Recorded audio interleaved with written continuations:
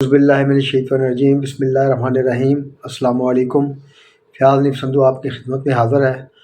آج کے اس لیکچر میں سورہ یاسین کا 5واں رکوع جو کہ سورہ کا آخری رکوع ہے، اس کا ترجمہ اور تشریح پیش کیا جائے گا۔ یہ سلسلے کا 7واں لیکچر ہے۔ یہ ترجمہ اور تشریح سید ابو العلا مودودی رحمۃ اللہ علیہ کی تصنیف کردہ تفہیم القرآن، جو کہ انہوں نے قرآن پاک کی تفسیر لکھی ہے، اس میں سے یہ ترجمہ اور تشریح پیش کیا جائے گا۔ پہلے میں عربی اور اس کا ترجمہ پڑھوں گا، اس کے بعد اس کی تشریح بیان کی جائے گی۔ اعوذ باللہ من الشیطان الرجیم، بسم اللہ الرحمن الرحیم۔ ومن نعمرہ ننکسہ فی الخلق افلا یعقلون۔ جس شخص کو ہم لمبی عمر دیتے ہیں اس کی ساخت کو ہم الٹ ہی دیتے ہیں، کیا یہ حالات دیکھ کر انہیں عقل نہیں آتی؟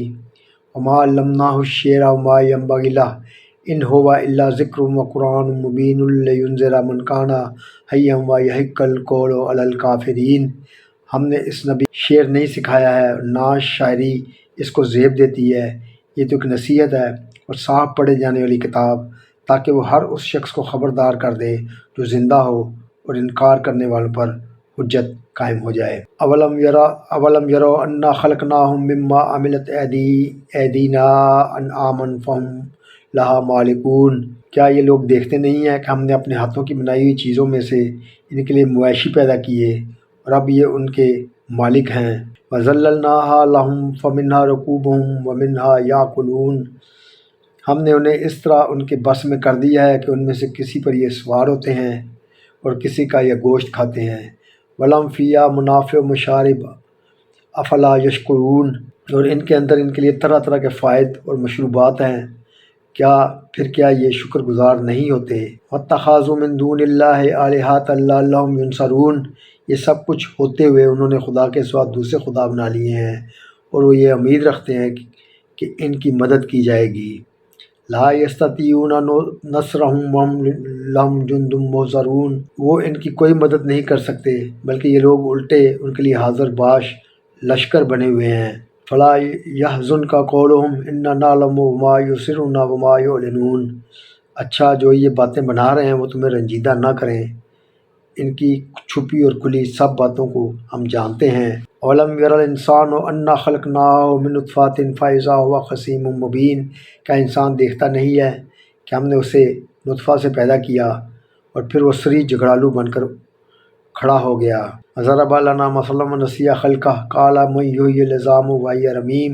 اب وہ ہم پر مثالیں چسپاں کرتا ہے اور اپنی پیدائش کو بھول جاتا ہے، کہتا ہے کہ کون ان ہڈیوں کو زندہ کرے گا جبکہ یہ بوسیدہ ہو چکی ہیں۔ قل یحییھا الذی انشأھا اول مرہ وہو بکل خلق علیم الذی جعل لکم من الشجر الاخضر نارا فاذا انتم منہ توقدون۔ اس سے کہو انہیں وہی زندہ کرے گا جس نے پہلے انہیں پیدا کیا تھا اور وہ تخلیق کا ہر کام جانتا ہے، وہی جس نے تمہارے لیے ہرے بھرے درخت سے آگ پیدا کر دی اور تم اس سے اپنے چولہے روشن کرتے ہو۔ اولیس الذی خلق السماوات والارض بقادر علی ان یخلق مثلہم بلی وہو الخلاق العلیم۔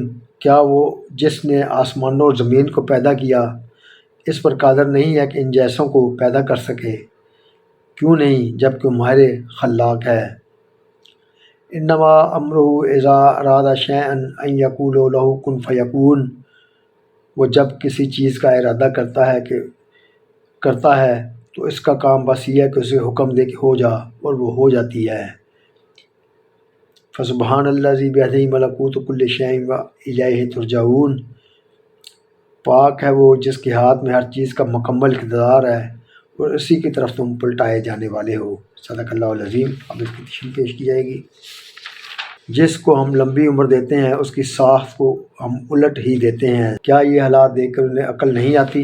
ساخت الٹ دینے سے مراد یہ کہ اللہ تعالیٰ بڑھاپے میں آدمی کی حالت بچوں کی سی کر دیتا ہے، اسی طرح وہ چلنے پھرنے سے معذور ہوتا ہے، اسی طرح اسے اٹھاتے بٹھاتے اور سہارا دے کر چلاتے ہیں، اسی طرح دوسرے اس کو کھلاتے پلاتے ہیں، اسی طرح وہ اپنے کپڑوں میں اور اپنے بستر پر رفع حاجت کرنے لگتا ہے، اسی طرح وہ ناسمجھی کی باتیں کرتا ہے جس پر لوگ ہنستے ہیں۔ غرض جس کمزوری کی حالت سے اس نے دنیا میں اپنی زندگی کا آغاز کیا تھا، اختتام زندگی پر وہ اسی حالت کو پہنچ جاتا ہے۔ کیا ہم نے اس نبی کو شعر نہیں سکھایا ہے اور نہ شاعری اس کو زیب ہی دیتی ہے؟ ہم نے اس نبی کو شعر نہیں سکھایا ہے اور نہ شاعری اس کو زیب دیتی ہے۔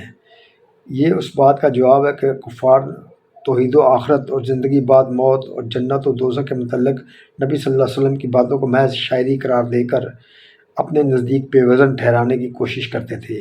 مزید تشریح کے لیے ملاحظہ اور تفہیم القرآن جلد سوم سورہ الشعراء حاشیہ نمبر 142۔ یہ تو ایک نصیحت ہے اور صاف پڑھی جانے والی کتاب، تاکہ وہ ہر اس شخص کو خبردار کر دے جو زندہ ہو اور انکار کرنے والوں پر حجت قائم ہو جائے۔ زندہ سے مراد سوچنے اور سمجھنے والا انسان ہے، جس کی حالت پتھر کسی نہ ہو۔ آپ اس کے سامنے خواہ کتنی ہی معقولیت کے ساتھ حق اور باطل کا فرق بیان کریں اور کتنی ہی دردمندی کے ساتھ اس کو نصیحت کریں، وہ کچھ نہ سنے، نہ سمجھے اور نہ اپنی جگہ سے سرکے۔ کیا یہ لوگ دیکھتے نہیں ہیں کہ ہم نے اپنے ہاتھوں کی بنائی ہوئی چیزوں میں سے ان کے لیے مویشی پیدا کیے اور اب یہ ان کے مالک ہیں؟ ہم نے انہیں اس طرح بے بس کر دیا ہے ان میں سے کسی ایک پر یہ سوار ہوتے ہم نے انہیں اس طرح ان کے بس میں کر دیا ہے کہ ان میں سے کسی پر یہ سوار ہوتے ہیں اور کسی کا گوشت کھاتے ہیں۔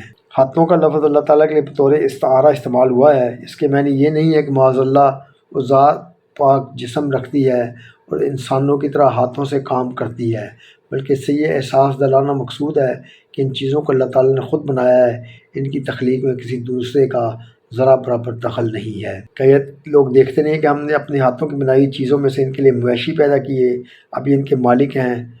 ہم نے انہیں اس طرح ان کے بس میں کر دیا ہے کہ ان میں سے کسی پر یہ سوار ہوتے ہیں اور کسی کا یہ گوشت کھاتے ہیں، اور ان کے اندر ان کے لیے طرح طرح کے فوائد اور مشروبات ہیں۔ پھر کیا یہ شکر گزار نہیں ہوتے؟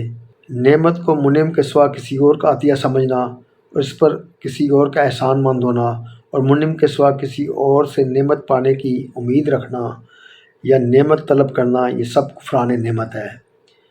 اسی طرح یہ بھی کفران نعمت ہے کہ آدمی منعم کی دی ہوئی نعمت کو اس کی رضا کے خلاف استعمال کرے۔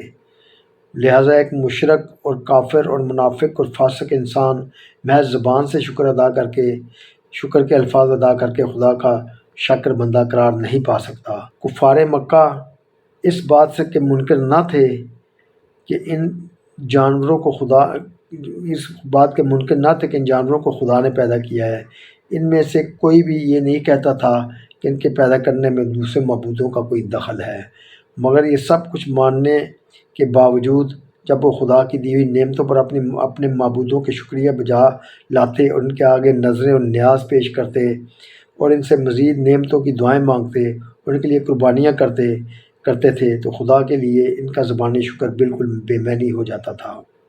اسی بنا پر اللہ تعالیٰ ان کو کافر نعمت اور احسان فراموش قرار دے رہا ہے۔ یہ سب کچھ ہوتے ہوئے انہوں نے اللہ کے سوا دوسرے خدا بنا لیے ہیں اور یہ امید رکھتے ہیں کہ ان کی مدد کی جائے گی۔ وہ ان کی کوئی مدد نہیں کر سکتے، بلکہ یہ لوگ الٹے ان کے لیے حاضر باش لشکر بنے ہوئے ہیں۔ یعنی وہ جھوٹے معبود بیچارے خود اپنی بقا اور اپنی حفاظت اور اپنی ضروریات کے لیے ان عبادت گزاروں کے محتاج ہیں۔ ان کے لشکر نہ ہوں تو ان غریبوں کی خدائی کا ایک دن نہ چلے۔ یہ ان کے حاضر باش غلام بنے ہوئے ہیں، یہ ان کی بارگاہیں بنا اور سجا رہے ہیں، یہ ان کے لیے پروپیگنڈا کرتے پھرتے ہیں، یہ خلق خدا کو ان کا گرویدہ بناتے ہیں، یہ ان کی حمایت میں لڑتے اور جھگڑتے ہیں، تب کہیں ان کی خدائی چلتی ہے، ورنہ ان کا کوئی پوچھنے والا بھی نہ ہو۔ وہ اصلی خدا نہیں ہے کہ کوئی اس کو مانے یا نہ مانے، وہ اپنے زور پر آپ ساری کائنات کی فرما روائی کر رہا ہے۔ انہوں نے اللہ کے سوا دوسرے خدا بنا لیے ہیں اور یہ امید رکھتے ہیں کہ ان کی مدد کی جائے گی۔ وہ ان کی کوئی مدد نہیں کر سکتے، بلکہ یہ لوگ الٹے ان کے لیے حاضر باش لشکر بنے ہوئے ہیں۔ اچھا، جو یہ باتیں بنا رہے ہیں وہ تمہیں رنجیدہ نہ کریں، ان کی چھپی اور کھلی سب باتوں کو ہم جانتے ہیں۔ خطاب ہے کہ نبی صلی اللہ علیہ وسلم سے، اور کھلی اور چھپی باتوں کا اشارہ اس طرف ہے کہ کفار مکہ کے وہ بڑے بڑے سردار جو آپ کے خلاف جھوٹ کے طوفان اٹھا رہے تھے، وہ اپنے دلوں میں جانتے اور اپنی نجی محفلوں میں مانتے تھے کہ نبی صلی اللہ علیہ وسلم پر جو الزامات وہ لگا رہے ہیں وہ سراسر بے اصل ہے۔ وہ لوگوں کو آپ کے خلاف بدگمان کرنے کے لیے آپ کو شاعر، کاہن، ساحر، مجنوں اور نہ جانے کیا کیا کہتے تھے، مگر خود ان کے ضمیر اس بات کے قائل تھے اور آپس میں ایک دوسرے کے سامنے اقرار کرتے تھے کہ سب جھوٹی باتیں ہیں جو محض آپ کی دعوت کو نیچا دکھانے کے لیے وہ گڑھ رہے ہیں۔ اسی لیے اللہ تعالیٰ اپنے نبی سے فرماتا ہے کہ ان لوگوں کی بیہودہ باتوں پر رنجیدہ نہ ہو، سچائی کا مقابلہ جھوٹ سے کرنے والے آخر کار اس دنیا میں بھی ناکام ہوں گے اور آخرت میں بھی اپنا برا انجام دیکھ لیں گے۔ کیا انسان یہ نہیں دیکھتا کہ ہم نے اسے نطفہ سے پیدا کیا؟ اب کفار کے اس سوال کا استدلالی جواب دیا جا رہا ہے جو آیت 48 میں نقل کیا گیا تھا۔ ان کا سوال یہ تھا کہ قیامت کی دھمکی کب پوری ہوگی؟ کچھ اس غرض کے لیے نہ تھا کہ وہ قیامت کے آنے کی تاریخ معلوم کرنا چاہتے تھے، بلکہ اس بنا پر تھا کہ وہ مرنے کے بعد انسانوں کے دوبارہ اٹھائے جانے کو بعید از امکان بلکہ بعید از عقل سمجھتے تھے۔ اس لیے ان کے سوال کے جواب میں امکان آخرت کے دلائل ارشاد ہو رہے ہیں۔ ابن عباس، قتادہ اور سعید بن جبیر رضی اللہ تعالیٰ عنہ کی روایات سے معلوم ہوتا ہے کہ اس موقع پر کفار مکہ کے سرداروں میں سے ایک شخص قبرستان سے کسی مردے کی ایک بوسیدہ ہڈی لیے ہوئے آ گیا اور اس نے نبی صلی اللہ علیہ وسلم کے سامنے سے توڑ کر اس کے منتشر اجزاء ہوا میں اڑا کر آپ سے کہا، اے محمد صلی اللہ علیہ وسلم، تم کہتے ہو کہ مردے پھر زندہ کر کے اٹھائے جائیں گے، بتاؤ ان بوسیدہ ہڈیوں کو کون زندہ کرے گا؟ اس کا جواب فوراً ان آیات کی صورت میں دیا گیا۔ کیا انسان نہیں دیکھتا کہ ہم نے اسے نطفہ سے پیدا کیا، پھر وہ صریح جھگڑالو بن کر کھڑا ہو گیا؟ یعنی وہ نطفہ جس میں محض ایک ابتدائی جرثومہ حیات کے سوا کچھ نہ تھا، اس کو ترقی دے کر ہم نے اس حد تک پہنچایا کہ وہ نہ صرف جانوروں کی طرح چلنے پھرنے اور کھانے پینے لگا، بلکہ اس سے آگے بڑھ کر اس میں شعور و تعقل اور بحث و استدلال اور تقریر و خطابت کی وہ قابلیتیں پیدا ہو گئیں جو کسی حیوان کو نصیب نہیں ہے، حتیٰ کہ اب وہ اپنے خالق کے بھی منہ آنے لگا ہے۔ اب وہ ہم پر مثالیں چشمہ کرتا ہے، یعنی ہمیں مخلوقات کی طرح عاجز سمجھتا ہے اور یہ خیال کرتا ہے کہ جس طرح انسان کسی مردے کو زندہ نہیں کر سکتا، اسی طرح ہم بھی نہیں کر سکتے، اور اپنی پیدائش کو بھول جاتا ہے۔ یعنی یہ بات بھول جاتا ہے کہ ہم نے بے جان مادہ سے وہ ابتدائی جرثومہ حیات پیدا کیا جو اس کا ذریعہ تخلیق بنا، اور پھر اس جرثومے کو پرورش کر کے اسے یہاں تک بڑھا لائے کہ آج وہ ہمارے سامنے باتیں چھاڑنے کے قابل ہوا ہے۔ کہتا ہے کہ کون ان ہڈیوں کو زندہ کرے گا جب کہ یہ بوسیدہ ہو چکی ہوں؟ اس سے کہو انہیں وہی زندہ کرے گا جس نے پہلے انہیں پیدا کیا تھا، اور وہ تخلیق کا ہر کام جانتا ہے، وہی جس نے تمہارے لیے ہرے بھرے درخت سے آگ پیدا کر دی اور تم اس سے اپنے چولہے روشن کرتے ہو۔ یا تو اس کا مطلب یہ ہے کہ اس نے ہرے بھرے درختوں میں وہ آتش گیر مادہ رکھا ہے جس کی بدولت تم لکڑیوں سے آگ جلاتے ہو، یا پھر یہ ارشاد ہے ان دو درختوں کی طرف جن کی ہری بھری ٹہنیوں کو لے کر اہل عرب ایک دوسرے پر مارتے تھے تو اس سے آگ جھڑنے لگتی تھی۔ قدیم زمانہ میں عرب کے بدو آگ جلانے کے لیے یہی چکماق استعمال کیا کرتے تھے، اور ممکن ہے آج بھی کرتے ہیں۔ کیا وہ جس نے آسمانوں اور زمین کو پیدا کیا اس پر قادر نہیں ہے کہ ان جیسوں کو پیدا کر سکے؟ کیوں نہیں، جب کہ وہ ماہر خلاق ہے۔ وہ تو جب کسی چیز کا ارادہ کرتا ہے تو اس کا کام بس یہ ہے کہ اسے حکم دے کہ ہو جا، اور وہ ہو جاتی ہے۔